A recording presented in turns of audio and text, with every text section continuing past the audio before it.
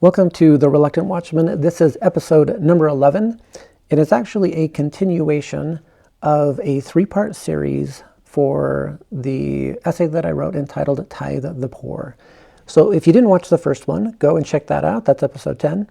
This one deals specifically with the SEC report and the fine that was given to the church.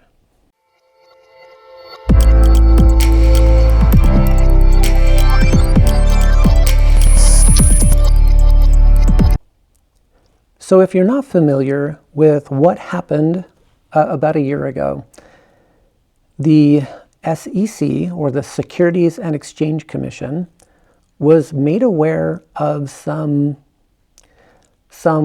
interesting financial practices by the church. It was actually made in a public forum or a website somewhere, some of the dealings of what was happening within the church. It may have been actually a whistleblower that put out some interesting financial dealings of the church. So on February 21st, 2023, the SEC composed what they call a cease and desist proceedings. And essentially it details what they found in their study and research of the financial dealings of the church. So if you're not aware, this occurred within the church for a period of about 20 years.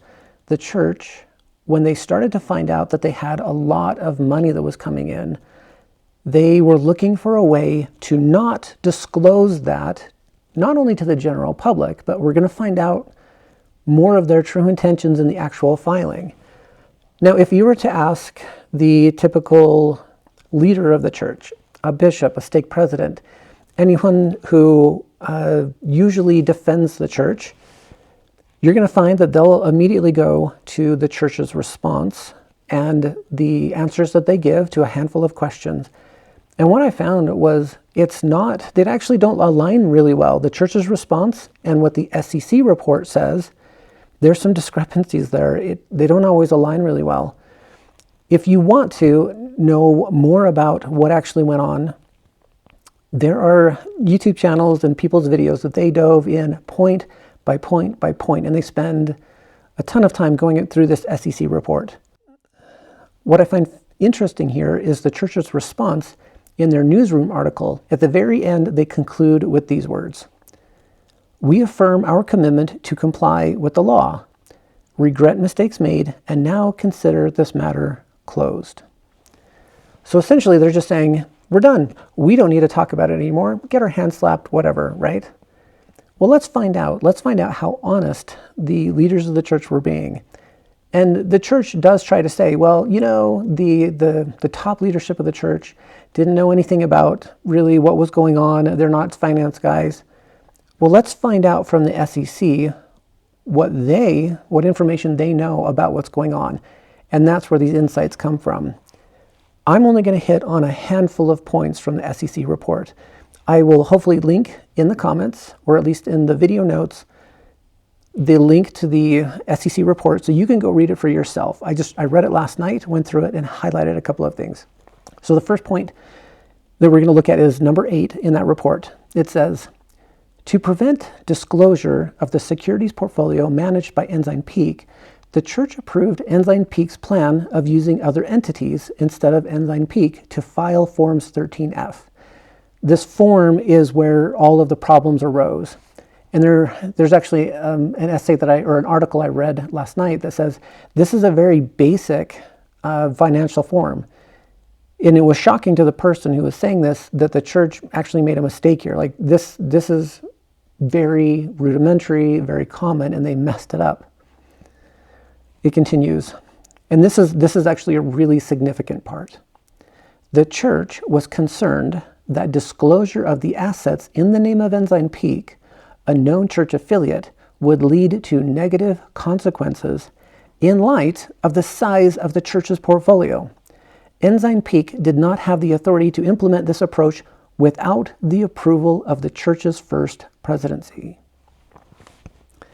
So when you're going to read this, you have to understand what constitutes what they say are negative consequences in light of the size of the portfolio. So what negative consequences would come about because people would be made aware of the vast financial holdings of the church. Can you think of a negative consequence? I can think of a couple, but I do think it narrows down to the fact that people would look at the church, realize how much money they have. I think the leaders were afraid that if the members were to be made aware of how much money there was, that the members would stop paying their tithing. It would have not only that, but negative PR ramifications for the church. It's also important to note that these decisions were made with the approval of the first presidency. So this isn't some lower office manager who's doing something. Yes, they did have people who were managing these portfolios, but these decisions were made by the first presidency of the church. Contrary to what they're trying to say in the church's response in their newsroom and PR article. Point number 11. On March 15th, 2005, the church became aware that the public might link this first LLC to the church because the person signing the forms was listed in a public directory as a church employee.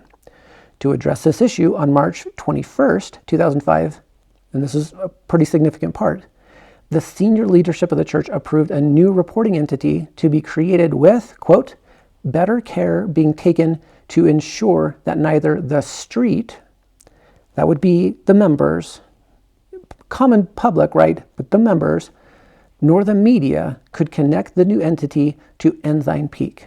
Okay, they are being actively engaged in the process of hiding the funds. They found out that the public, there was something that some piece of information that came out, and the church was like, oh, if people find out what's being reported here, they're going to connect this. So we want to take extra measures to ensure that people don't find out. We don't want them to know that we have this money, okay? Point number 13. Several years later, in 2011, Ensign Peak became concerned that its portfolio had become so large that the Form 13F filings it made using the name of the second LLC might attract unwanted attention. That's how big the funds were. The church and Ensign Peak are concerned. It's getting so large. They have so much money. They're afraid of the public perception and opinion of what's going to go on here. Point number 15. In 2015, Ensign Peak became aware that a third party appeared to have connected the holdings of various LLCs back to Ensign Peak. Ensign Peak brought this issue to the attention of the church. The senior leadership of the church approved Ensign Peak's recommendation, okay, this was approved by the first presidency, to, quote, gradually and carefully adapt Ensign Peak's corporate structure to strengthen the portfolio's confidentiality. So again, here we have the financial managers bringing this to the attention of the first presidency, and the first presidency making the recommendation to increase confidentiality. We don't want anybody to know about this. So these are, again, repeated steps to hide the money. Number 22. Ensign Peak was responsible for designating the clones LLC's business managers, many of whom were church employees. Business managers were selected because they had common names and a limited presence on social media, and were therefore less likely to be publicly connected to Ensign Peak or the church. All right? So again, as an added step to hide this information, they're going so far as to pick people because they have a common name. Do you know what that means? They wanted somebody with a generic name that wouldn't stand out. Okay, which is fascinating. And then in addition to that, they went so far as to say, we don't want you on Instagram. We don't want you on Facebook. We don't want a social presence, or they say a limited presence on social media, so that you couldn't be connected to neither Ensign Peak or to the church. So again, more measures being taken. This is point number 24. Each clone LLC was also assigned a local phone number that would go directly to voicemail. An Ensign Peak senior manager instructed a business manager of one of the clone LLCs to notify him of all voicemails from regulatory agencies to any of the clone LLCs, but to delete all others. I find this interesting that it's very similar to a lot of the dealings with the abuse. I'll use the word abuse to not get banned here on this platform. The abuse that happened and the reporting system used by the church's law firm, Curtin McConkie. Messages would come into an inbox and would essentially disappear. This is the same thing that's going on here. They're trying to have zero accountability. They put these to a dead voicemail, essentially, unless it came from just a few select sources, and then to delete it. Just very interesting. Again, they don't want a breadcrumb. Point number 28. Each Form 13F was signed by the designated business manager. The signature page stated, quote, "The institutional investment manager filing this report and the person by whom it is signed hereby present that all information contained herein is true, correct, and complete," end quote. However, Ensign Peak provided the business managers with insufficient information about the clone LLCs or the securities assigned to them that would enable the business managers to make this representation. And here's a significant part. When Ensign Peak obtained the business manager's signatures for the Forms 13F, Ensign Peak gave the business managers only the signature pages of the Forms 13F and not the complete documents. Okay? They didn't want... I just think it's crazy that they would provide something to a business manager who's supposed to make a decision, right? You would think that they would want to make an informed decision, but they literally handed them a signature page and says, oh, you just need to sign this. Doesn't matter what's going on. They not only wanted to keep the public ignorant of what was going on or hide that information, but they also hid it from the business managers. They didn't want them reading the information about what they were signing. Like, their names are literally being signed on these documents, and they're only handing them the signature page. Again, additional layers of hiding information. Point number 29. Each Form 13F also misstated that the business manager signed the Form 13F from the address listed on the signature page.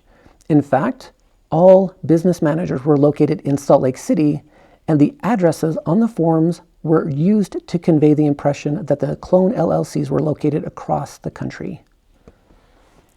So to help you understand that, the church literally took addresses and scattered them all over the United States to an address that had no physical location and said, hey, this is where this corporate LLC resides, and here's where this one resides, and here's where this one resides. They lied. They literally lied, because the person is supposed to, this business manager should reside in that state. And they're not. Every single one of them lived in Salt Lake City, Utah. So again, more lying, more covering up, and more deception. Point number 33. In May 2018, a public website reported that various entities that appeared to have ties to the church had filed Forms 13F, revealing holdings of approximately $32 billion. The website referenced evidence indicating that these entities' domain names were all registered to an entity tasked with overseeing and protecting the intellectual property of the church, and that each of the LLCs listed a business manager whose name matched that of a church employee. And this is the last point that I'll go over, which is number 34. After the website reported this information, 2 business managers resigned their roles, voicing concerns about what they had been asked to do. Rather than changing the LLC structure, 2 new business managers were assigned to replace the 2 who resigned. Pretty wild, right? People had voiced their concerns. They literally left their job. They resigned what they were doing, and the church just continued as if nothing had happened. They just continued on, even though internally they had been made aware of this and people had left their jobs because of it. So what was the fallout of this? The church ended up paying a $5 million fine. Now, If you're going to run the numbers, the church is hiding $32 billion in all of these shell companies, and they pay a $5 million fine. I believe at one point I ran the numbers, and it was minuscule. In fact, I'll see if I can find what that equates to. So the number is incredibly small. It's a fraction of a percentage when it comes to it. As I was studying this online, there was a manager for the SEC who talked about what had occurred with the church and what they were doing. And he said because of the nature of the entity, because they're a religious organization, they kept the fine really quite small.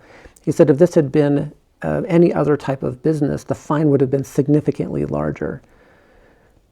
That's fine, whatever, that's fine, but that money that should be to have some accountability to the members of the church, they would have lost significantly more amounts, which in reality is neither here nor there, right? The reason that they got the money that they have today is because they have requested an incorrect tithe. So I'm just going to end this section from the SEC report, quoting the church's own newsroom article. And here's one of the questions that they asked. How are the church's reserves invested? Following the principle of preparing for the future, both near and long term, the church maintains diversified reserves, including stocks, bonds, commercial and residential real estate, and agricultural properties. All funds are invested solely to support the church's mission. Okay, help me understand, what is the church's mission? And all of this was done and invested with repeated attempts to hide it from the members. Is the church's mission to be deceptive? I'm trying to understand. I also find it interesting that they say, with the principle of preparing for the future, both near and long term. I don't know what the church thinks they need hundreds of billions of dollars. And I say that including all of the other investments of the church.